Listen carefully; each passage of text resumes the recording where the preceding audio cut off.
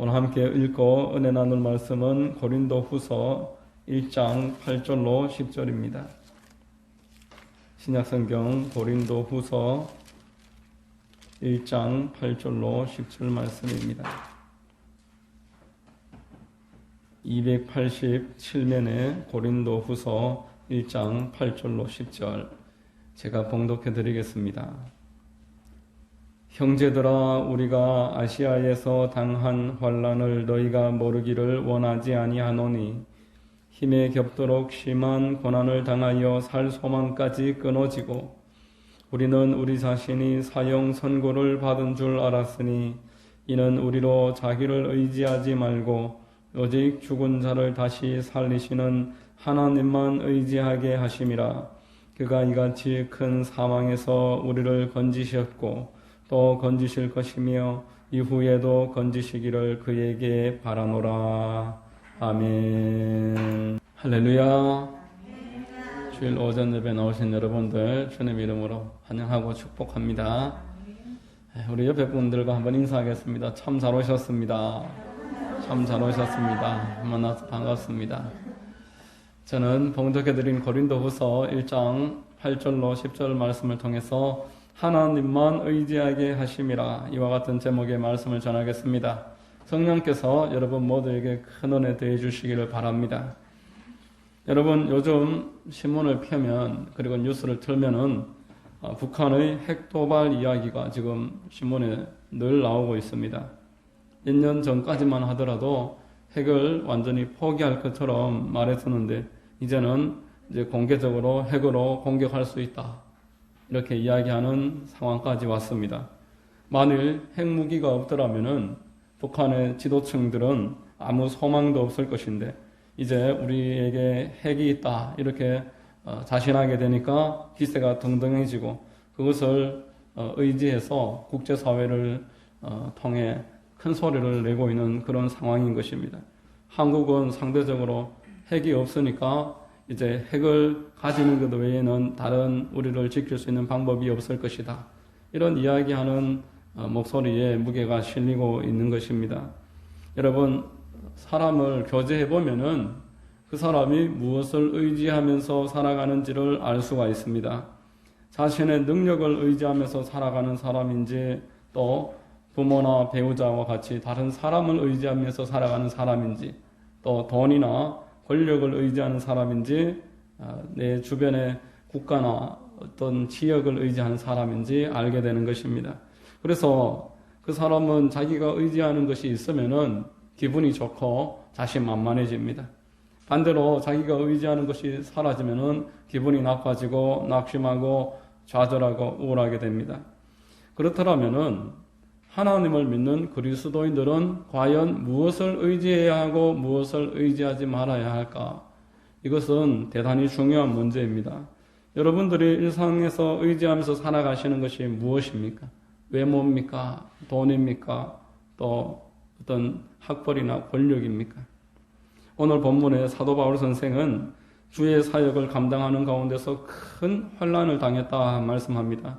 본문 1장 8절에 형제들아, 우리가 아시아에서 당한 환난을 너희가 모르기를 원하지 아니하노니 힘에 겹도록 심한 고난을 당하여 살 소망까지 끊어지고. 사도 바울 선생의 사역에 놀라운 성취가 많았지만 그러나 가는 곳곳마다 생명의 위협을 수없이 받았고 또 사방의 대적들이 끊이지 않았다라는 것입니다. 사도 바울은 자신의 사역을 통해서 하나님이 무엇을 의지하기 원하시는지 또 무엇을 의지하지 않기를 원하시는지를 배웠다, 본문은 알려주는 것입니다. 첫 번째로 자기 자신을 의지하지 말라 말씀하고 있습니다. 본문 9절에 우리는 우리 자신이 사형 선고를 받은 줄 알았으니 이는 우리로 자기를 의지하지 말고, 이렇게 말합니다. 하나님이 사도 바울에게 계속 환난을 주신 목적은 그가 자신의 어떠한 학벌, 가문, 가지고 있는 건강, 젊음, 이런 것들을 의지하고 있을 때 그것을 꺾어놓기 위해서였다라는 것입니다. 여러분, 인간은 본능적으로 자기 자신을 의지하고 자기가 중심이 되기를 원합니다. 사진을 한번 찍어도 다른 사람이 어떻게 나오든지 관계가 없습니다. 내가 잘 나오면 잘 나온 사진입니다. 내가 눈을 감고 있으면은 그 사진은 잘못 찍은 사진이 되는 것입니다. 아담 이후의 모든 사람들은 자기 중심에 하나님을 모시면서 살아가는 것을 싫어합니다. 하나님 의지하고 산다라는 것을 부끄럽게 여깁니다. 하나님께 불순종하고 스스로 하나님 되고자 했던 아담의 죄성을 고스란히 타고났기 때문에 하나님을 할 수만 있으면은 멀리 떨어지게 하고 나 스스로 독립적으로 내가 주인이 되어서 결정하면서 살기를 바라는 것입니다. 어떤 가난한 신학생이 있었습니다. 사랑하는 여자가 생겨서 결혼을 약속을 했습니다. 하루는 장인대 그 아버지께서 연락이 와서 만났습니다. 그래, 자네 결혼하면 어디에서 살 건가? 예, 하나님이 준비해 주실 겁니다. 그래. 신학교 졸업하면은 사역질은 정해져 있는가? 예, 기도하고 있으니까 하나님이 준비해 주실 겁니다. 아버지가 대단히 못마땅해 했습니다. 그 신학생은 살 집도 있었고 사역지도 정해져 있었지만 그 사람의 중심은 하나님이기 때문에 하나님이 집도 주실 것이고 사역지도 주실 것입니다. 그렇게 분명하게 이야기를 했는데 그걸 듣고 있는 사람 입장에서는 기분이 나쁜 겁니다. 너무 무책임해 보이고 저런 계획도 없는 사람하고 어떻게 살겠나 이렇게 이야기했던 것입니다. 여러분, 크고 작은 차이는 있지만 사람들은 누구나 하나님을 의지하는 것 좋아하지 않습니다. 내가 예? 신앙이 미성숙한 사람들은 내가 복음입니다. 내가 곧 중심입니다. 내가 내 인생의 주인입니다. 로마서 1장 28절에 또한 그들이 마음에 하나님 두기를 싫어하며 하나님께서 그들을 그 상실한 마음대로 내버려 두사 합당하지 못한 일을 하게 하셨으니 라는 것입니다.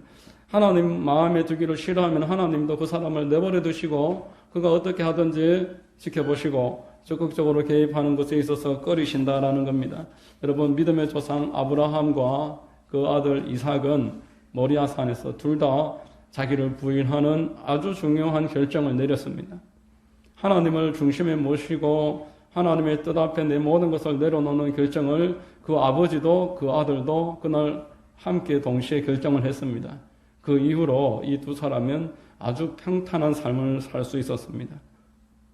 아브라함은 나이 120세가 되어서 모든 산전수전 공중전까지 다 겪은 다음에야 하나님께 나아가고 맡겨야 한다는 것을 깨달았고, 이삭은 청소년의 시기에 절대적으로 의뢰하고 있던 그 아버지의 모습을 보면서 간접 경험으로 그 진리를 체득한 것입니다. 그 일생이 하나님으로 말미암아서 아주 평탄하게 됐습니다. 여러분, 성경에서 창세기에 유일하게 거부라고 소개되는 사람이 이삭입니다. 나이 180세가 되도록 족장 중에서 가장 장수한 사람이 이삭입니다. 하나님께 온전하게 의뢰했기 때문에 하나님이 그 사람을 그렇게 축복하시고 장수하도록 은혜를 내려주신 것입니다. 반대로 그 아들이었던 야곱은 태중에서부터 하나님이 택한 사람이었습니다. 하나님이 택한 사람이었지만 아주 자기 장깨가 발달해 있어서 자기 깨를 가지고 살기를 좋아하는 그러한 사람이었습니다. 어리숙한 그 형을 깨워서 장자권을 팥죽 한 그릇과 딜해서 빼앗아버리고 노쇠한 아버지를 속이고 형이 받아야 할 축복을 자기가 대신 가로채는 그런 일을 했던 것입니다. 여러분, 아버지와 형에게 그 죄가 드러났을 때 사과하고 잘못했습니다, 반성하면 될 것인데 회피하려고 했습니다. 야곱이 인생 말년에 바로 앞에 서서 이렇게 말합니다. 내 나이가 얼마 못 되니 우리 조상의 나그네 길의 연조에 미치지 못하나이다. 험악한 세월을 보냈나이다.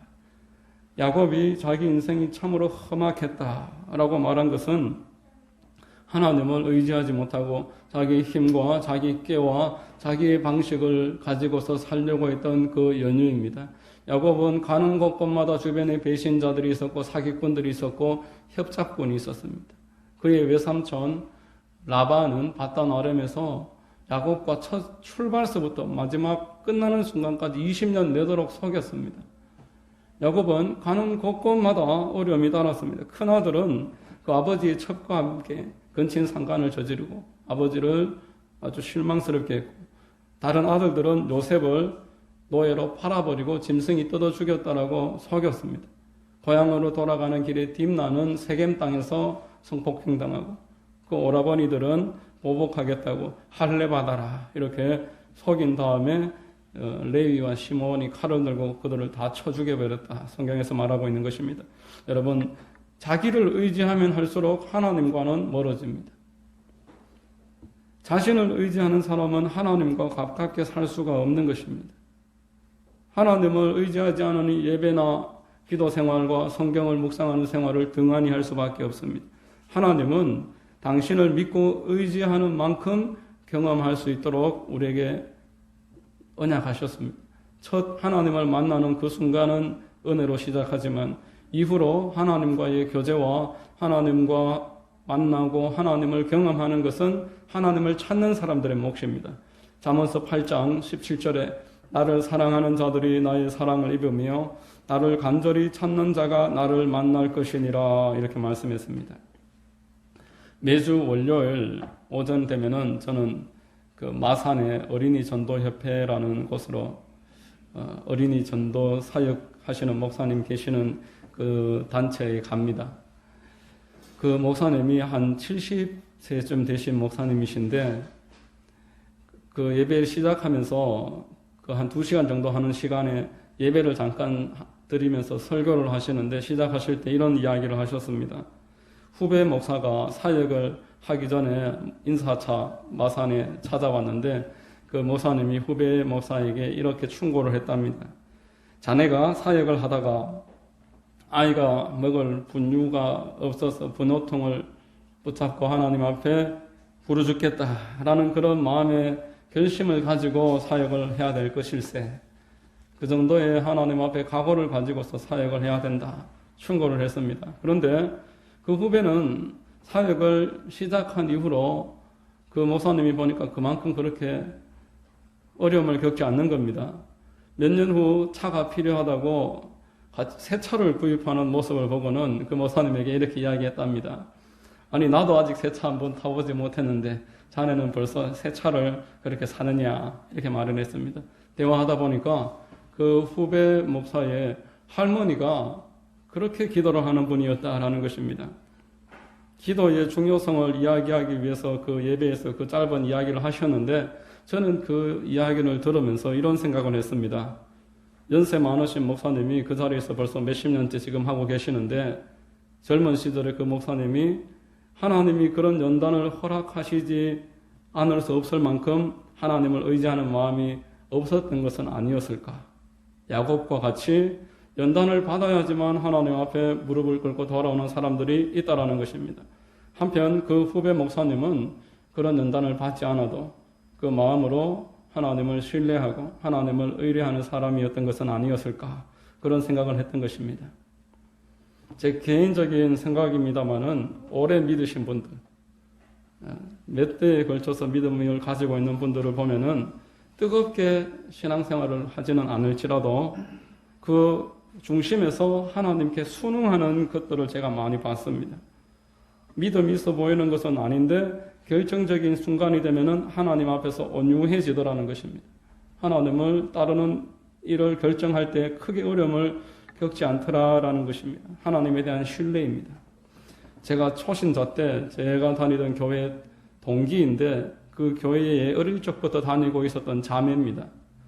이 자매가 대학을 졸업하고 사회복지사 자격증을 따고 수도권에 있는 한 이름만 되면 알만한 회사에 입사를 했습니다. 몇 년 다니다가 이슬람권 지역으로 단기 선교를 떠나기 위해서 2년 동안 가야 되기 때문에 그 회사를 사표를 내는 겁니다. 당시에도 그 회사에 들어가는 것은 쉬운 일은 아니었는데 그 사표를 낼 때 우리 주변에서 적지 않게 만류하기도 했었습니다. 그런데 그 자매는 뭐 크게 어려움을 겪지 않고 마음의 결정대로 단기 선교하기 위해서 사표 내고 그 이슬람 지역 아프가니스탄에 가서 2년 동안 단기 선교를 마치고 돌아왔는데 그 어려운 회사에 2년 다녀오더니만 금방 다시 재입사하는 것입니다. 마치 2년 후에 재입사하기라도 약속이라도 한 것처럼 바로 들어가는 것입니다. 저는 이후로도 그 자매를 보면서 이삭과 같다 이런 느낌을 많이 받았습니다. 하나님을 중심으로 신뢰하고 있고 또 하나님이 그를 도와주신다라는 것을 제가 초신자였는데 제 눈으로도 그게 보였습니다. 하나님이 정말 도와주실 분들로 저 사람은 하나님을 신뢰하는구나. 하나님이 기뻐하시는 일을 선택하는 일이 그렇게 어렵지 않구나. 그것을 제 눈으로도 볼 수 있었습니다. 하나님을 의지해야 한다라고 오늘 바울은 이야기하는 것입니다. 두 번째, 사도 바울은 오직 하나님만 의지해야 함을 배웠습니다. 자기를 의지하지 말아야 되고 하나님만 오직 의지해야 한다는 것을 배웠습니다.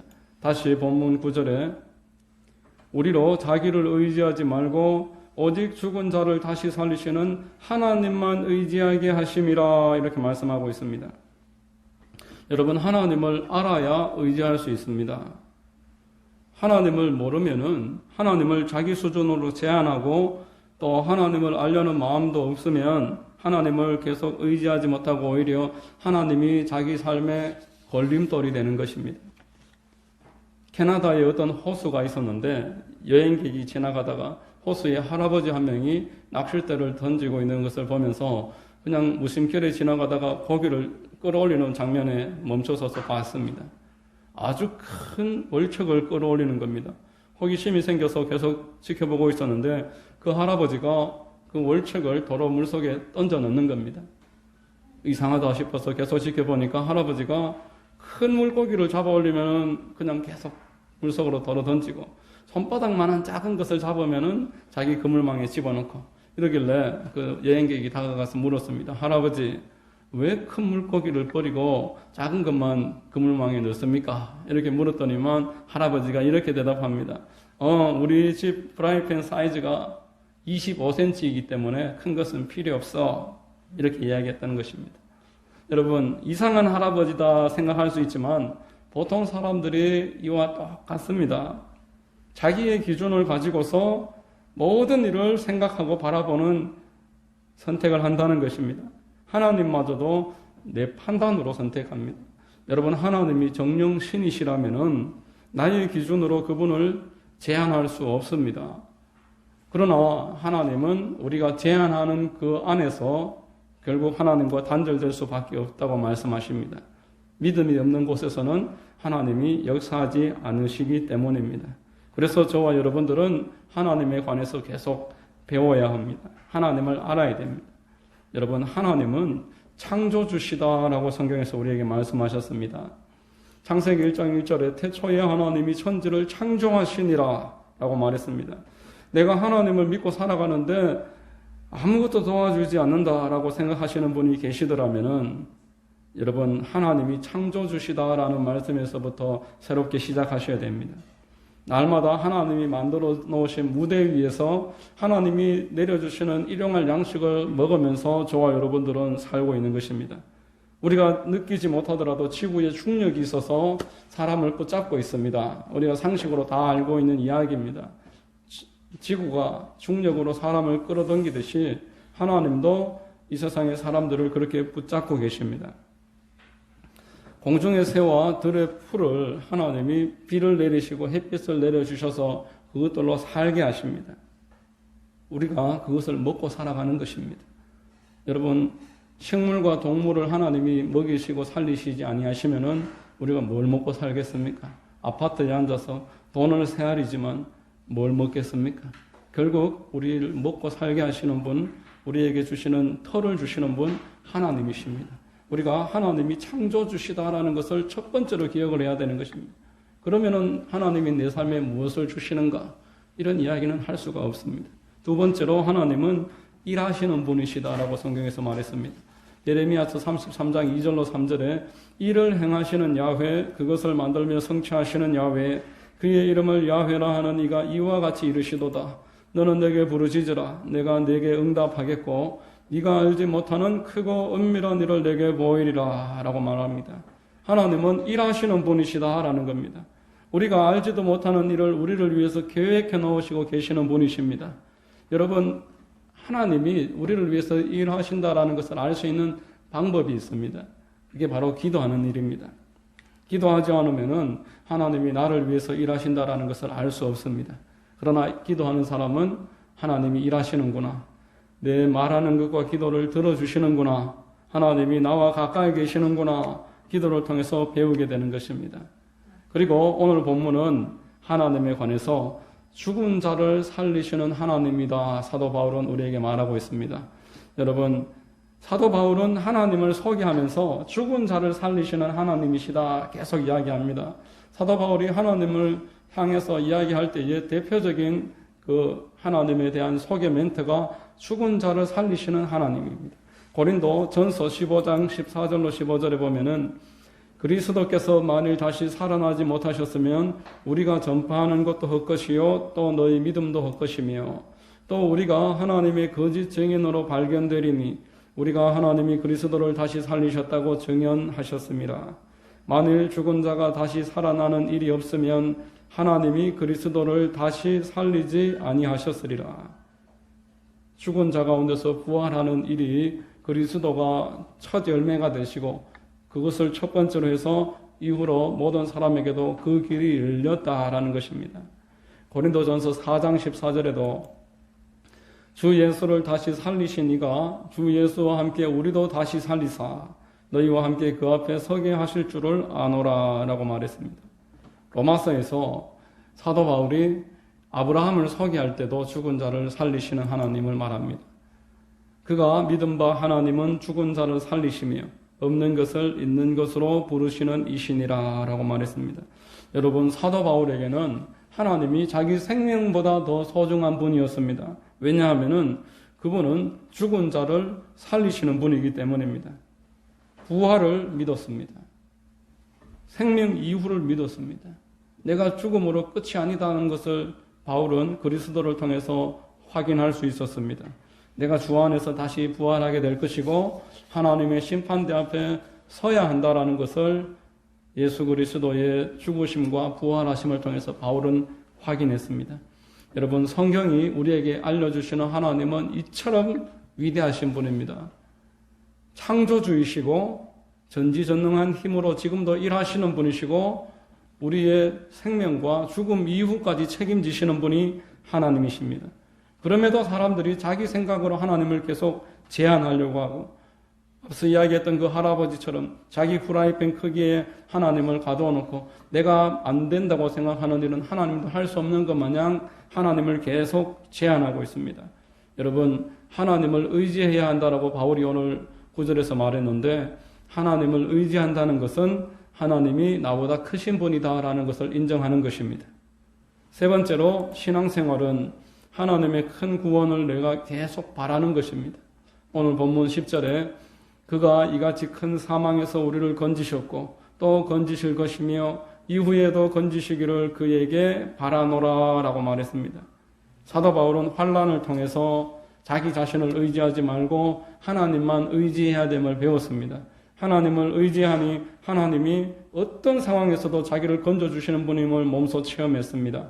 유대인들의 관계 가운데서 지혜와 성령을 부어주셔서 빠져나오게 하시고 또 빌립보 지하 감옥에 갇혔을 때에도 하나님 앞에 기도하고 찬송했더니만 옥터가 흔들리고 착고가 풀어져서 그곳에서 오히려 대접받으면서 나오게 만들어주시고 또 유라굴라 광풍이 휩쓸고 모든 사람이 살 소망을 버렸을 때에도 그 폭풍 한가운데서 사도 바울은 모든 사람을 오히려 안심시키고 나는 하나님을 믿노라. 우리는 여기에서 반드시 구원받는다. 이렇게 이야기할 수 있었습니다. 여러분, 이같이 큰 사망에서 하나님이 사도 바울을 날마다 건져주셨습니다. 지금까지 나를 건져주신 하나님이 앞으로도 나를 건지실 줄을 나는 믿노라 바울은 말한 것입니다.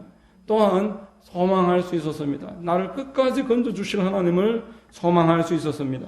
여러분, 갈라디아서 1장 4절에 그리스도께서 하나님 곧 우리 아버지의 뜻을 따라 이 악한 세대에서 우리를 건지시려고 우리 죄를 대속하기 위하여 자기 몸을 주셨으니 라고 말합니다. 이 큰 사망에서 우리를 건지셨다라는 것입니다. 하나님이 저 여러분들을 이 죄악된 세상에서 건지시기 위해서는 하나의 대속제물이 먼저 있어야 한다는 것입니다. 악한 세대에서 우리를 건지려고 우리 죄를 대속하기 위하여 자기 몸을 주시는 분이 바로 예수 그리스도십니다. 하나님이 예수 그리스도를 이 땅에 대속제물로 보내주셔서 저와 여러분의 죄를 다 대속하시고 우리를 건지시는 것입니다. 예수 그리스도께서 십자가에 매달리셔서 피를 흘리시고 온몸에 물을 쏟으시고 죽으셨던 것은 저와 여러분들을 건지시기 위해서입니다. 여러분, 바울은 이 독생자까지 주시면서 우리를 건지시는 하나님의 큰 건지심을 사랑이라고 또한 표현을 했습니다. 이 큰 사랑을 보여주셨으니 이 사랑이 지금 있다가 왜 장차 없겠느냐? 오늘 있었던 사랑이 내일은 왜 없겠느냐?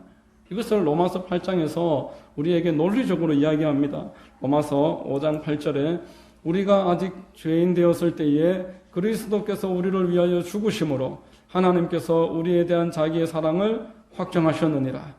이 사랑이 왜 바뀌겠느냐? 8장에서 그것을 계속 말합니다. 자기 아들을 아끼지 아니하시고 우리 모든 사람을 위하여 내주시니가 어찌 그 아들과 함께 모든 것을 우리에게 주시지 않겠느냐? 설득하는 것입니다. 우리에 대한 구원이 어떻게 끊어질 수 있겠느냐? 이 사랑이 왜 뒤집어지겠느냐? 다시 한번 37절에 그러나 이 모든 일에 우리를 사랑하시는 이로 말미암아 우리가 넉넉히 이기느니라 이렇게 말씀을 했습니다. 여러분, 사도 바울이 로마서에서 우리가 하나님의 사랑에서 끊어질 수가 없다 이렇게 선포한 것처럼 오늘 고린도후서 1장에서는 사도 바울이 다시 한번 우리를 하나님이 영원토록 건지신다 선포하는 것입니다. 내가 지금까지도 건짐을 받았고 앞으로도 건져주실 것이고 영원히 건져주실 것을 나는 소망하고 있다. 이것을 바울은 오늘 10절에서 말씀을 한 것입니다. 여러분, 신앙생활은 하나님을 의지하는 것을 배우는 것입니다. 하나님이 창조 주신 것을 깨닫고 또 하나님이 일하시는 분이시는 것을 깨닫고 또 하나님이 나를 건져주시는 분이심을 깨닫는 것. 이게 신앙생활입니다. 지금까지 건져주셨으니까 앞으로도 건져주실 것을 믿고 또 영원히 나를 건져주실 것을 소망하게 하시는 하나님. 이 하나님을 믿는 게 우리에게 주어진 하나님의 뜻인 줄로 믿습니다. 여러분 모두 이 하나님을 날마다 더 깊이 의지하시는 은혜와 복이 있게 되시기를 주님의 이름으로 축원드립니다. 기도하겠습니다. 하나님 감사합니다. 오늘 말씀을 통해서 참으로 우리가 여러 가지 일들 가운데서 우리를 의지하지 말고 하나님만 의지해야 하며 그 하나님은 놀라운 분이시고 전능하신 분이시고 우리를 건지시는 분이심을 알게 하시니 감사합니다. 바울과 같이 날마다 하나님을 깊이 의지하고 믿고 소망하고 하나님 따라가면서 기쁨과 은혜가 가득한 우리 모두 될 수 있도록 역사하여 주시옵소서. 예수 그리스도의 이름으로 기도드립니다. 아멘.